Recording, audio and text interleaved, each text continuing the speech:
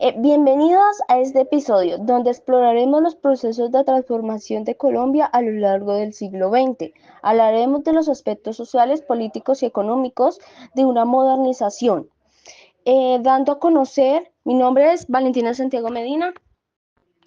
Mi nombre es Vanessa Santiago Medina, pertenecientes a la Escuela de Ciencias Políticas y Jurídicas, donde abordaremos los temas económicos, sociales y movimientos políticos.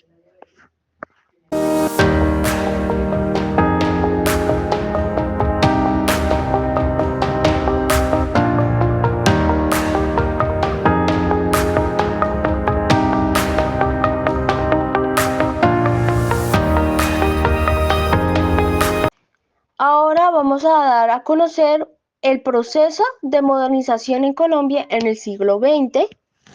Quiere decir que, ¿cuál es el proceso en el siglo XX? La modernización de Colombia no fue uniforme ni libre de tensiones. Desde la perspectiva económica, Mr.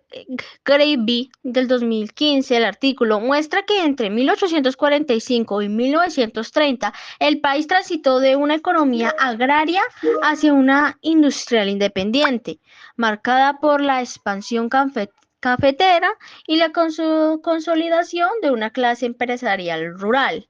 En lo político, como señala Arboleda Ramírez en el año 2018, el legado del siglo XIX, una república en construcción, marcó la dinámica de poder y las instituciones. Esta herencia se proyecta sobre el siglo XX, caracterizado por un liberalismo modernizador y un conservadurismo que defendía el orden tradicional.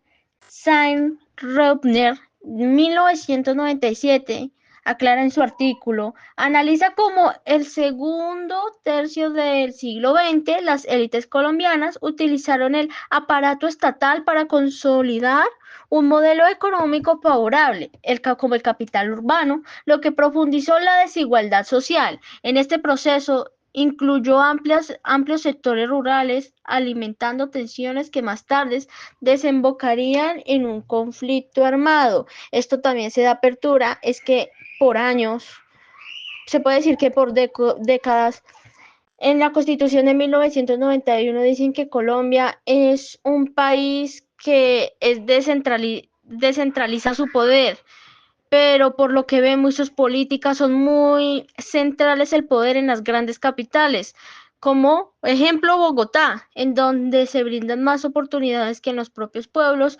olvidando y el trabajo que ejercen los campesinos muy precario. Después de tener un breve recorrido e introductorio territorial, queremos también abordar una breve introducción de los temas que abordaremos a profundidad. Compañera Valentina, proceda a decir su breve introducción acerca de estos aspectos fundamentales y claves a través de la historia.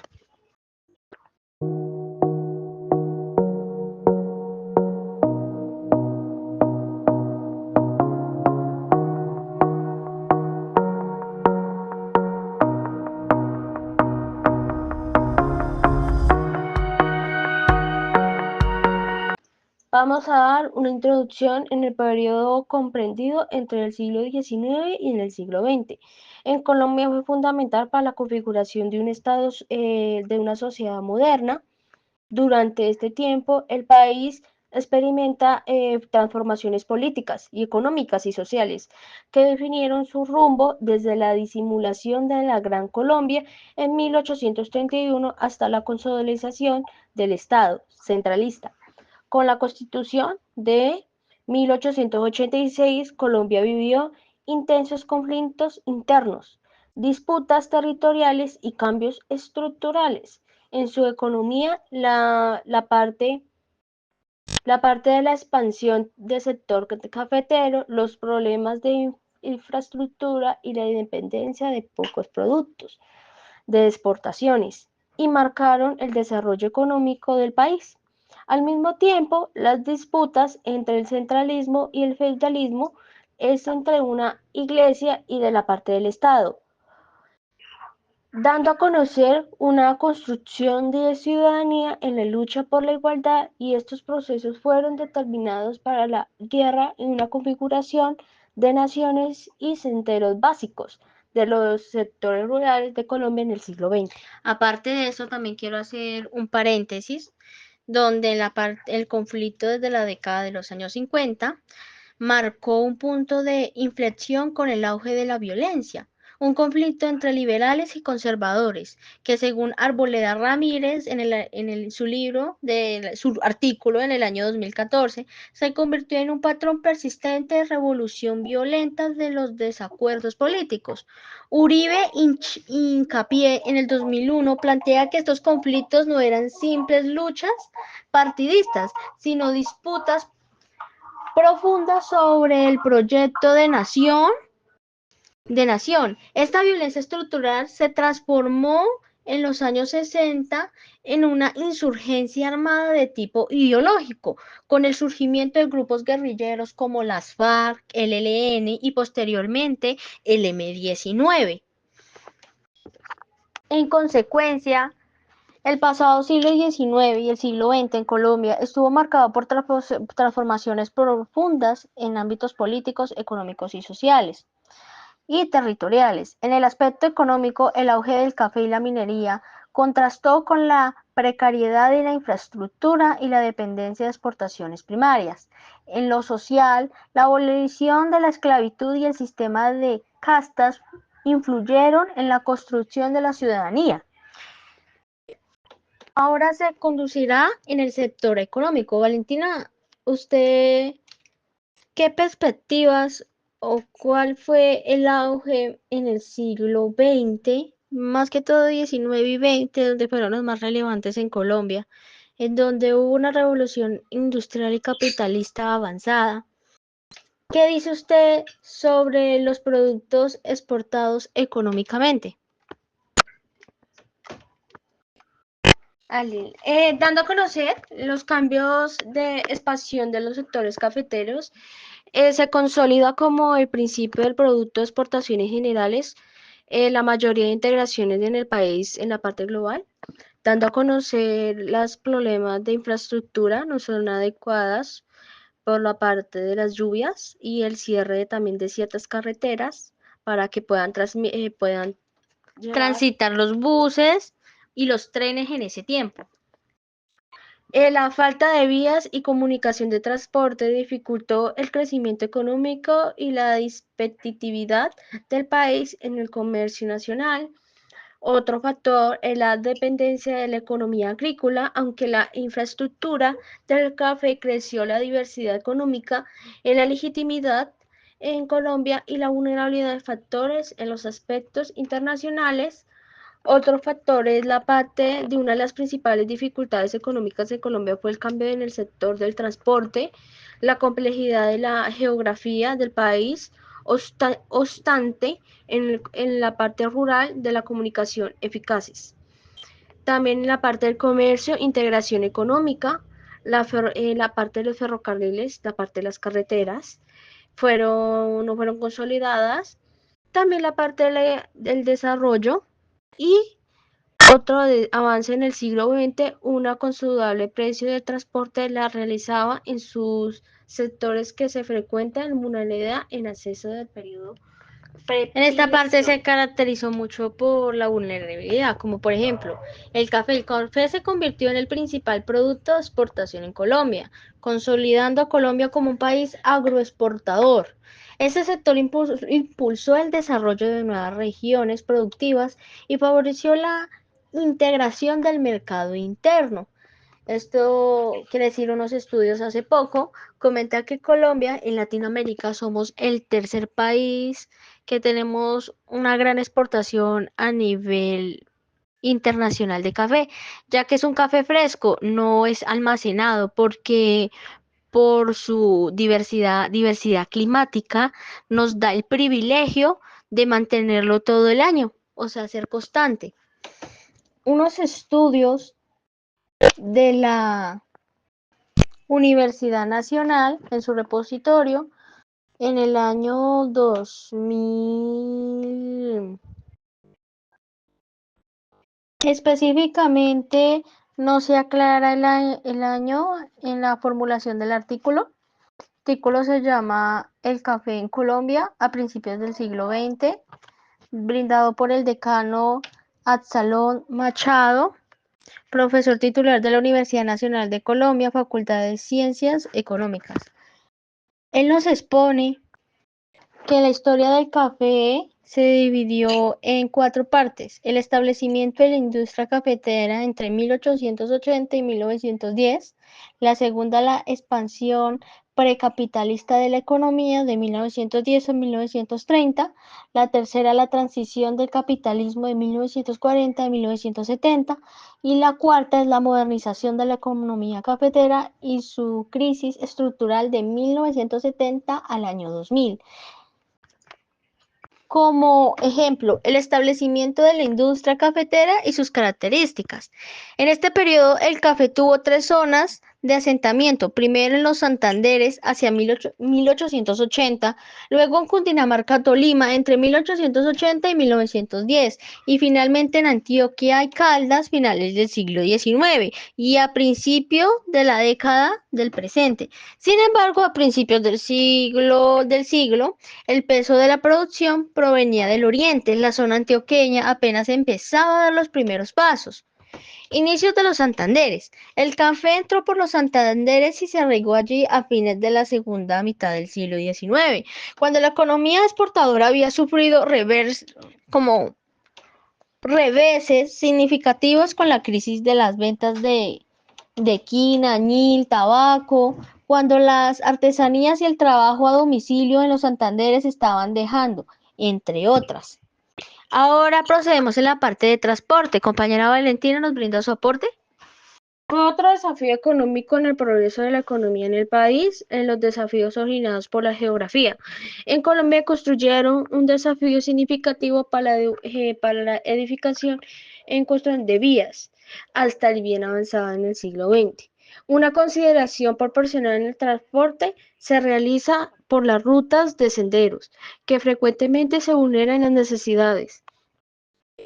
En el periodo de la parte de la importancia del río Magdalena como el medio de transporte principal, resaltando las necesidades de diversas cantidades y mejore las rutas de transporte para acelerar el comercio tanto interno como externo. Algo que cabe resaltar es que las rutas eran muy alejadas. La parte rural, los campesinos tenían que transportarse a las grandes capitales, donde muchas veces de las mujeres o de los hombres que se encontraban allí, habían vándalos o personas que se camuflaban, y cuando hacían las exportaciones del café y todo lo que acontecía o lo que exportaban las grandes industrias, lo robaban.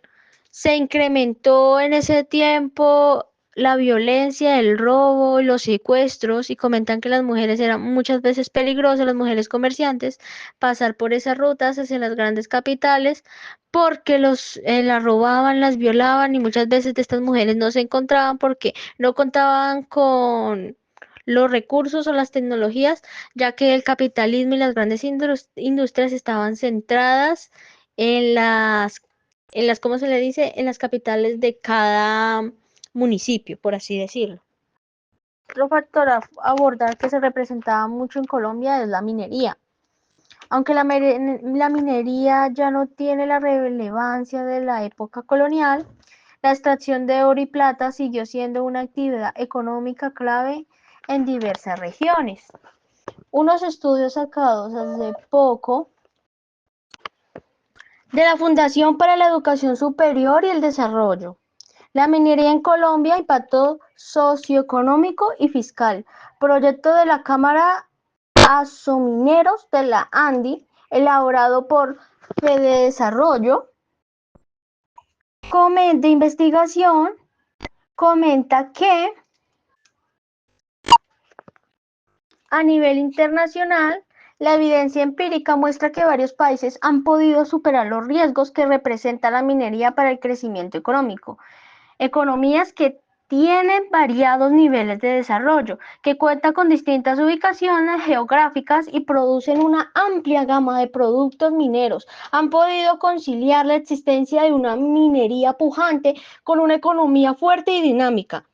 Entre los países más avanzados a nivel internacional, vale la pena destacar el caso de Canadá. La economía registra altas tasas de crecimiento de su ingreso por habitante, alrededor del 6% anual. El pasado reciente, en un marco macroeconómico, establece una inflación menor al 3% anual. Estos logros son significativos teniendo en cuenta que la minería canadiense representa alrededor del 5% del PIB y el 15% de las exportaciones, y que el país es líder en la producción mundial de potasio y uranio, y ocupa el tercer lugar en la producción de aluminio. Un caso igualmente exitoso es en Australia, cuyo ingreso por habitante a aluminio, el aluminio, por así decirlo, un caso igual que ha sido exitoso es en Australia, cuyo ingreso por habitante ha crecido a tasas sostenidas que rodean el 3% anual, con tasas de inflación del 2,5%, y donde la minería es responsable del 40% de las exportaciones total y del 8% del PIB del respectivo país. Para el caso de Colombia, resulta de gran interés reseñar algunos de las experiencias de países latinoamericanos. Ese es el caso de Chile, considerado durante varias décadas el milagro económico latinoamericano, gracias a su estabilidad macroeconómica y a sus tasas de crecimiento sostenidas de alrededor del 7% anual durante los últimos 15 años. Estos logros se han dado en un contexto en que la minería abarca el 47% de las exportaciones y alrededor del 8% del PIB, con un crecimiento promedio del sector superior al 11% anual en las últimas décadas. Otro caso importante en el contexto regional es en Perú. El área dedicada a la minería en el Perú aumentó el 10% de las hectáreas en 1990, que fue 34 millones de hectáreas en el año 2000. En la actualidad, la minería responde por el 50% de las exportaciones peruanas, y su auge ha ido de la mano de un crecimiento global de la economía superior al 6%. En el caso de Colombia, no cuenta con la mayoría de los rasgos que caracterizan a los casos exitosos. Si bien el país ha tenido una notable estabilidad macroeconómica reconocida desde años atrás, sus instituciones adolecen de una gran fragilidad, lo que se ha traducido en una baja presencia del Estado en amplias zonas del país y en una preocupante percepción de importantes niveles de corrupción relativa en los estudios internacionales. A pesar de ello, la minería ha tenido un impacto económico significativo en los últimos años, desde haber tenido un desempeño modesto en los años 90. Desde el comienzo de esta década, la minería colombiana registró un dinamismo importante. Este hecho fue manifestado en los sectores de las tasas de crecimiento a las presentadas como por segmentos productivos, manufactureros, energía, servicios personales, agropecuario, silvicultura y pesca, entre otros como empleo, producción, inversión, exportación.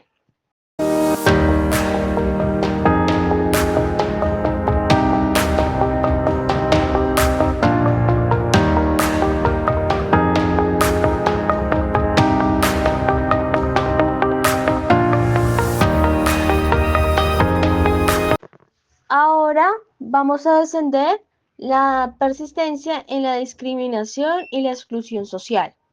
A pesar de la evolución formal de la esclavitud en muchas comunidades afrodescendientes, surgieron infraestructuras, dificultades para acceder a la propiedad de las tierras y la educación y el empleo formal. Durante la gran parte del siglo XX, la La desigualdad social y la discriminación radical fueron una realidad que limitó al proceso de derechos plenos. Otra contraparte es la participación política en los movimientos sociales. En la segunda mitad del siglo XX surgieron movimientos sociales que buscan el reconocimiento de los derechos de las comunidades afrocolombianas e indígenas. En la Constitución de 1991 se incluyeron avances significativos en el reconocimiento de los derechos de las poblaciones étnicas, establecidas en un derecho a la autonomía territorial y a la participación política. En la parte de los impactos en la construcción de la ciudadanía, la globalización y la esclavitud de las luchas posteriores permitieron que los sectores históricamente excluidos comenzaron a participar más activamente en las vidas políticas sociales y, sin embargo, la desigualdad estructural hereda en el sistema colonial persistió de una localidad en el siglo XX, evidencia de las necesidades políticas públicas enfocadas en la equidad y en la exclusión. Otra fue en la exclusión del siglo XX estuvo marcado por los avances del reconocimiento formal de los derechos, pero también por las percepciones de las barreras estructurales que impidieron integraciones plenas en la población afrodescendientes indígenas en las ciudadanías afectivas. Contribuyéndolo a mi compañera Valentina, en los aspectos sociales, los cambios sociales en el periodo fueron fundamentales para la configuración de la identidad nacional y la inclusión de diversos sectores en la vida política económica del país, como por ejemplo el primero, participación en los sectores populares en la independencia, como por ejemplo, primer punto, campesinos, esclavos indígenas que desempeñaron un papel crucial en las guerras de independencia. Sin embargo, tras la consolidación de la República, sus condiciones de vida no mejoraron de manera significativa y su inclusión en la política siguió siendo limitada. La segunda fue sistema de casta en Colombia. Aunque la estructura de casta colonial se debilitó, las diferencias sociales y radicales continuaron afectando a ciertos sectores de la población, perpetuando la marginación de comunidades indígenas y afrodescendientes. La tercera es abolición de la esclavitud y la construcción de la ciudadanía. La abolición de la esclavitud en 1851 representó un avance términos legales, pero no garantizó la plena integración de los afrodescendientes en la sociedad. Persistieron las barreras económicas y políticas que limitaron su acceso a derechos y oportunidades, como crisis económica y transformaciones políticas en Colombia. La crisis económica global de 1929 tuvo un fuerte impacto en Colombia, afectando gravemente la estabilidad del país. La caída de la Bolsa de Valores de Nueva York generó un desplome en las exportaciones, esencialmente la del café, principal motor de la economía nacional. Esto provocó un aumento del desempleo y el descontento social, debilitando aún más al gobierno conservador, que ya enfrentaba críticas por corrupción y represión. Uno de los eventos más significativos en este contexto fue la masacre de las bananeras en 1928, donde el ejército violentó una huelga de trabajadores de la UNICEF Fruit Company, dejando un saldo de muertos que profundizó la crisis política. Otro factor es en la parte de los hitos importantes. En 1991, la nueva Constitución establece los derechos fundamentales para las comunidades afrodescendientes indígenas, permitiendo su reconocimiento como sus objetivos colectivos con una autonomía territorial. La abolición de la esclavitud fue por primer paso en la construcción de la ciudadanía para una población afrodescendientes en Colombia, pero el siglo XX estuvo marcado por la lucha contra la discriminación y el reconocimiento de sus derechos. En el hito más importante en el proceso fue la Constitución de 1991, que garantizó los avances en la parte de la exclusión de la equidad. En el proceso de transformación entre los siglos XIX y XX en Colombia estuvo marcado por las importantes transformaciones sociales y políticas derivadas de la abolición de la esclavitud de 1851. Sin embargo, la verdadera inclusión de los afrodescendientes y otros grupos marginados en la ciudadanía plena fue un proceso lento y complejo. Siguiendo contribuyendo más que todo esto hace específicamente al movimiento social bipartidista en el conflicto armado que ha tenido Colombia a través de los años y que ahora lo estamos viviendo. De hecho, a pesar de que mucho tiempo atrás lo tenían, ahorita todavía persiste. La violencia en el conflicto bipartidista, tocaremos un poco, abordaremos más en este tema, contribuyendo a lo que dijo nuestra compañera Valentina. Uno de los aspectos más determinantes del siglo XX en Colombia fue la lucha entre los partidos liberal y conservador, que dio origen a múltiples enfrentamientos armados. La Guerra de los Mil Días, que fue de 1899 a 1902, fue uno de los conflictos más devastadores, con un saldo de aproximadamente 100.000 muertos. Boucher 2019 lo comentaba. Este enfrentamiento exacerbó la polarización política y debilitó la institucionalidad, creando un ambiente propicio para futuras violencias. Durante las décadas de 1940 y 1950, el periodo conocido como la violencia dejó un saldo de más de 200.000 muertos y desplazados. Lo comentaba en su artículo Palacios en el 2011. La confrontación entre liberales y conservadores degeneró en una guerra civil no declarada, en la que los grupos armados proliferaron en las zonas rurales. Este conflicto llevó a instauración del Frente Nacional en 1958, un pacto entre los partidos tradicionales para alternarse en el poder y poner fin a la guerra bipartidista. Lo dijo Pecaut en el 2008 en su artículo. Acá se aborda mucho la parte de la modernización y crecimiento económico. A pesar de la inestabilidad política, Colombia experimentó un proceso de modernización y crecimiento económico en el siglo XX. Durante la primera mitad del siglo, la economía colombiana se basó en la producción y exportación de café. Fue donde más nos concentramos, ya que, como decía anteriormente, somos un país fuerte en este sentido. La consideración de su inserción en el mercado internacional, Calmovid en el 2010 decía, la industrialización tomó fuerza en las décadas de 1950 y 1960, impulsada por políticas de sustitución de importaciones y la creación de instituciones como el Banco de la República. El crecimiento económico también permitió avances en infraestructura, salud y educación. Durante la segunda mitad del siglo, la urbanización se aceleró, transformando ciudades como Bogotá, Medellín y Cali en polos de desarrollo. Sin embargo,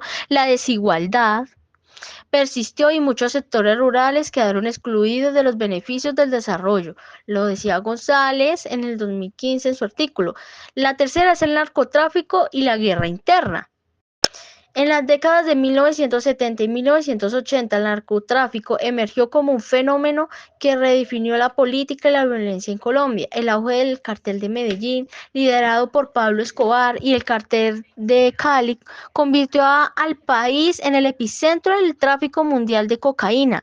Lo decía Salazar en su artículo en el 2001, el narcotráfico infiltró las instituciones del Estado y exacerbó la violencia con la creación del grupo paramilitares y fortalecimiento de guerrillas como las FARC y el ELN. Este periodo estuvo marcado por atentados, secuestros y una lucha por el control del territorio entre los distintos actores armados. La respuesta del Estado incluyó la cooperación con Estados Unidos a través del Plan Colombia, una estrategia destinada a combatir, y ya se hizo unos estudios por medio de la JEP que fueron totalmente un fracaso. Estamos viendo los falsos dispositivos, en donde la JEP, que es Jurisdicción Especial para la Paz, dijo el año pasado de los falsos dispositivos en el gobierno del presidente Álvaro Uribe Vélez, que no eran 6.402, eran 6.400 personas, porque a finales de octubre del año pasado se confirmó. Entonces, esto fue totalmente un fracaso. En el 2000, compañera Valentina, ¿usted qué dice en los procesos de paz? que usted ha visto que se ha evidenciado aciertos y muchos desaciertos. En el siglo XX, Colombia vivió múltiples intentos de paz. Herrera Contreras, del 2019, examina los factores individuales que llevaron a un excombatientes a desmovilizarse, a lo cual evidencia que la paz no depende solo de acuerdos políticos, sino también de decisiones personales influenciadas por la experiencia de la guerra. En el proceso con el M-19, en los años 90, permitió su transformación en la vida política a la participación en la Asamblea Nacional Constituyente. Sin embargo, Calle Mesa, en el 2007, recuerda que pese a las reformas de la Constitución de 1991, el conflicto armado persistió. Hurtado y Marín, de 2021, señala que los cambios constitucionales no siempre se contradujeron en transformaciones reales para las comunidades más afectadas por la violencia, lo que evidencia las limitaciones del proceso de modernizador en las reformas constitucionales.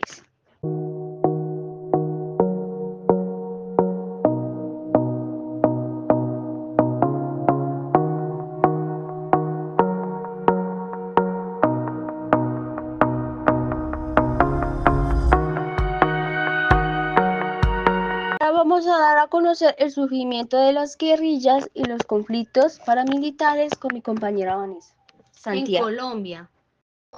Abordando este tema, las guerrillas en Colombia surgieron en la década de 1960, una respuesta a la exclusión política y la desigualdad social. Inspirada por ideologías marxistas y revolucionarias, las FARC y el ELN se consideraron como los principales actores del conflicto armado. Otros grupos guerrilleros como el M-19 surgieron con una orientación urbana y una estrategia basada en acción de impacto, que es como mediático, como la toma de embajadas de la República Dominicana en 1980 y la toma del Palacio de Justicia en 1985. Por otro lado, los grupos paramilitares se formaron en los años 80 con el apoyo de sectores empresariales, narcotraficantes y las fuerzas estatales, con el objetivo de contrarrestar la influencia de guerrillas en la década de 1990. Las Autodefensas Unidas de Colombia, las AUC, se consolidaron como el principal grupo paramilitar, siendo responsable de numerosas masacres y violaciones a los derechos humanos. En la historia del M-19, su transformación política en el movimiento que significa, le pusieron el M-19 porque fueron formados un 19 de abril. Nació en 1970 como una guerrilla de inspiración nacionalista y populista en respuesta a un supuesto fraude electoral contra el candidato Gustavo Rojas Pinilla durante los años 70 y 80. El M-19 también protagonizó varios actos de gran persecución, como el robo de armas de Cantón Norte de 1979 y la toma del Palacio de Justicia en 1985. Sin embargo, tras años de lucha armada, el grupo decidió acoger a un proceso de paz en 1990, convirtiéndose en un partido político legal que ahora se llama Alianza Democrática M-19. La participación del M-19 en concluir la política fue clave en la redacción constitucional de 1991, donde sus excombatientes promovieron cambios en favor de la democracia participativa y los derechos fundamentales. No obstante, su impacto electoral se redujo con el tiempo y el partido desapareció como fuerza política relevante.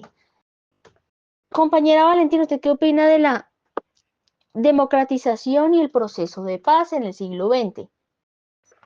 Democratización en el proceso de paz en el siglo XX también fue testigo de unos avances en la democratización del país. En 1991 se promulgó una nueva constitución que amplió los derechos ciudadanos, reconociendo diversas étnicas y fortalecimiento de la descentralización del poder. 2003. Este cambio marcó un hito en las historias políticas del país, promocionando un marco legal más exclusivo y participativo. A finales del siglo XX se inició el proceso de paz con diferencia de grupos armados en el gobierno de Andrés Pastrana en 1998 y en el 2002. Intentó los necios con las FARC un anuncio en el exitoso, sin embargo, estos sentaron en las bases para los futuros acuerdos como el proceso de paz firmado en 2016, Pardo en el 2014.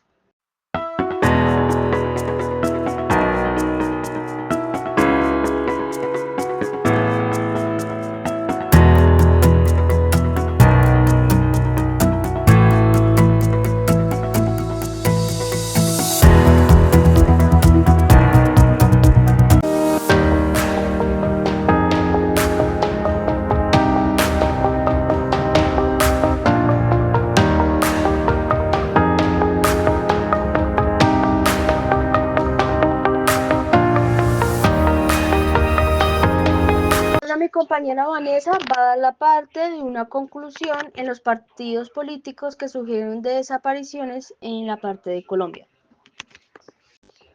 A lo largo de la historia, en Colombia ha visto el nacimiento y desaparición de varios partidos políticos. Algunos de los más importantes incluyen a la Alianza Democrática M19. Surgió tras la movilización de la M19 en 1990, pero la desaparición a finales de los años 90. Unión Patriótica, UP, fundado en 1985 como brazo político de las FARC, sufrió un exterminio sistemático de sus miembros en los años 80 y 90. Resurgió en el 2013 como partido legal. Hay que también hacer un paréntesis en esto, que cada uno de ellos siempre querían algo en común, era poderse expresar. Pero a lo largo de la historia, en lo que pasó en la Unión Patriótica y en M19, que el único actual sobreviviente es nuestro presidente Petro. Los demás fueron traicionados y los mataron en consecuencia solamente porque tenían pensamientos distintos a lo común. Seguimos. Partido Conservador y el Partido Liberal. Tradicional en la política colombiana, aunque han perdido protagonismo frente a nuevas fuerzas políticas. El Cambio Radical, también Partido de la U y el Centro Democrático, partidos que surgieron en el siglo actual y han jugado un papel clave en las últimas décadas. Hago un paréntesis de esto, que de hecho no han sido partidos eficientes y muy oligarcas en cada una de sus políticas públicas. En conclusión, brindaremos unas 3 conclusiones. Compañera Vanessa, vamos a ver la parte de las conclusiones en el siglo XX en Colombia, cómo fue la etapa de las constantes violencias. En el siglo XX en Colombia fue una etapa de contraste de violencia y modernización, conflicto y democracia. Si bien los problemas estructurales como la desigualdad y la violencia siguen siendo retos actuales, los avances de la institucionalidad y la economía han permitido que el país continúe su desarrollo en el siglo XXI. La evolución de los grupos guerrilleros y paramilitares, así como los procesos de paz y la transformación del sistema político, reflejan la lucha constante del país por alcanzar la estabilidad y la reconciliación. Del desafío principal sigue siendo consolidar una paz duradera y garantizar una mayor equidad para todos los colombianos. Eso es lo que aspiro.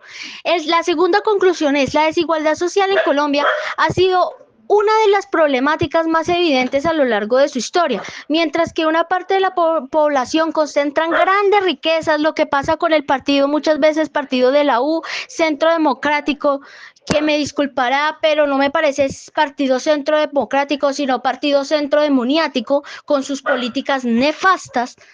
Muchas personas han vivido unas condiciones de extrema obligación a la reducción de estrategias desesperadas para sobrevivir. Esta disparidad económica no solo refleja en los ingresos, sino también en el acceso a la educación, salud y oportunidades laborales. La tercera conclusión es: uno de los aspectos más preocupantes de esta desigualdad es el desperdicio de recursos. Mientras en algunos sectores de la sociedad pueden darse el lujo de desechar alimentos y bienes, otros luchan diariamente por conseguir lo básico para sustituir.